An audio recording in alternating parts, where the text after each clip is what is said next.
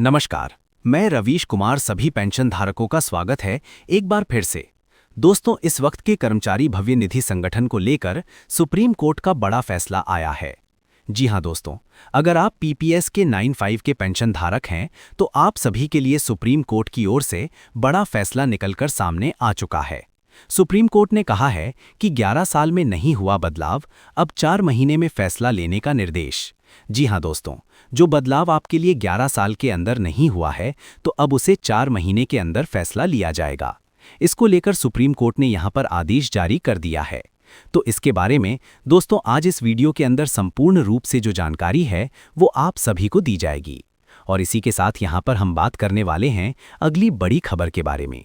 तो पीएफ खाता वालों के लिए साल 2026 के अंदर 3 नए नियम।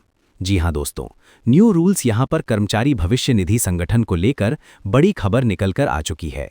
पीएफ रूल्स अपडेट निकलकर सामने आ चुका है। सुप्रीम कोर्ट के ऐतिहासिक फैसले से पीएफ खाता धारकों को अब राहत मिलेगी। जानिए कौन कौन से 3 बड़े नियम बदलेंगे आप सभी के लिए और नियमों का लाभ आपको कैसे मिलेगा। तो चलिए इसके बारे में आपको उस वीडियो के अंदर जानकारी देते हैं। यानी कि दोस्तों, अगर आप ईपीएस के 95 पेंशन धारक हैं तो आज का ये वीडियो आपके लिए बहुत ज़्यादा खास है। इस वीडियो को आप शुरुआत से लगाकर लास्ट तक पूरा देखिएगा। चैनल को सब्सक्राइब करना छोड़ दीजिए, वीडियो को लाइक करना छोड़ दीजिए, लेकिन आप पूरा ध्यानपूर्वक ज़रूर देखिएगा।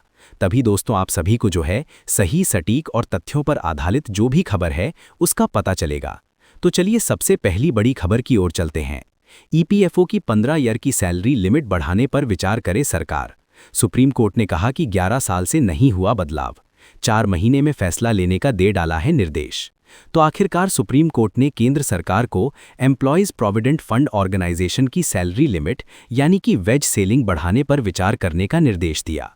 कोर्ट ने कहा कि पिछले 11 सालों से इस लिमिट में कोई बदलाव नहीं हुआ है, इसलिए सरकार को अगले 4 महीनों के भीतर इस पर फैसला लेना चाहिए। ये बड़ी खबर निकलकर सामने आई है। तो चलिए विस्तार से इसकी बात करते हैं। फिलहाल 15 से ज़्यादा मंथली सैलरी पाने वाले एम्प्लॉयज़ इस सोशल सिक्योरिटी स्कीम के अनिवार्य दायरे से बाहर हैं। जस्टिस के महेश्वरी और जस्टिस एस चादर खंड की बेंच ने एक्टिविस्ट नवीन प्रकाश नटियाल की याचिका पर यह आदेश दिया। कोर्ट ने याचिकाकर्ता को निर्देश दिया कि वे 2 सप्ताह के भीतर केंद्र सरकार को अपना प्रेसिडेंस सौंपें, जिस पर सरकार को समय सीमा के भीतर ही फैसला लेना होगा। 11 साल से सैलरी लिमिट 15 ईयर पर स्थिर। जी हां, याचिकाकर्ता की ओर से पेश वकील प्रणव सचदेवा और नेहा राठी ने दलील दी कि ईपीएफओ की सैलरी लिमिट में आखिरी बार 2014 में बदलाव किया गया था। तब से यहां पर जो है 6500 से बढ़ाकर 1500 ईयर किया गया था। पिछले 1 दशक में महंगाई और न्यूनतम वेतन में भारी बढ़ोतरी हुई है, लेकिन ईपीएफओ की लिमिट वहीं अटकी हुई है और इसके कारण करोड़ों कर्मचारियों को सोशल सिक्योरिटी से वंचित यहां पर रह जाती है। अब न्यूनतम वेतन सीमा कम है ईपीएफओ की सैलरी लिमिट। जी हां दोस्तों, और याचिका में कहा गया था कि केंद्र और कई राज्य सरकारों द्वारा तय किया गया न्यूनतम वेतन अब 15 ईयर की इस लिमिट से ज़्यादा हो चुका है। ऐसे में जो कर्मचारी न्यूनतम मजदूरी पा रही हैं वे ईपीएफओ के दायरे से बाहर होते जा रही हैं। वकील सचदेवा ने कहा कि ये कल्याणकारी योजना है, लेकिन इसकी पुरानी लिमिट के कारण ज़्यादातर कामगारों को इसका लाभ नहीं मिल पा रहा है। दोस्तों 2022 में ईपीएफओ की सब कमेटी ने भी इसकी सिफारिश की थी। रिपोर्ट के अनुसार ईपीएफओ की अपनी सब कमेटी ने 2022 में सिफारिश की थी कि कवरेज बढ़ाने के लिए सैलरी लिमिट को बढ़ाया जाना चाहिए।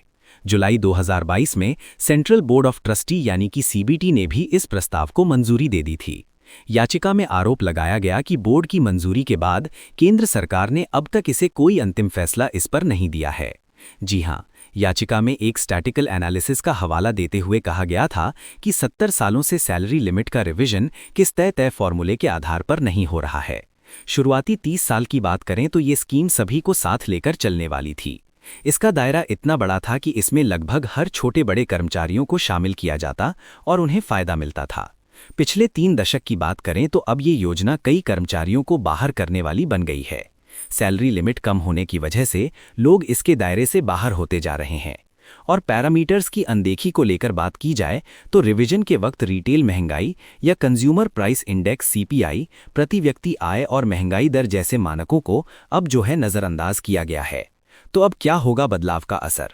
इसको लेकर अगर बात करें तो अगर केंद्र सरकार सैलरी लिमिट को 15 ईयर से बढ़ाकर 21 ईयर उससे ज्यादा करती है तो संगठित क्षेत्र में लाखों नए कर्मचारी ईपीएफओ के दायरे में आएंगे। इससे उनकी रिटायरमेंट सेविंग बढ़ेगी, उन्हें पेंशन और बीमा का लाभ भी मिलेगा। हालांकि इससे कंपनियां और सरकार पर वित्तीय बोझ भी पड़ेगा, क्योंकि उन्हें भी ईपीएफ में अपना योगदान देना होगा। लेकिन यहाँ पर जो है लाखों संगठित क्षेत्र के नए कर्मचारियों को लाभ देखने को मिलेगा। उनकी सोशल सिक्योरिटी यहाँ पर रिटायरमेंट की सेविंग, पेंशन और बीमा का लाभ देखने को मिलेगा।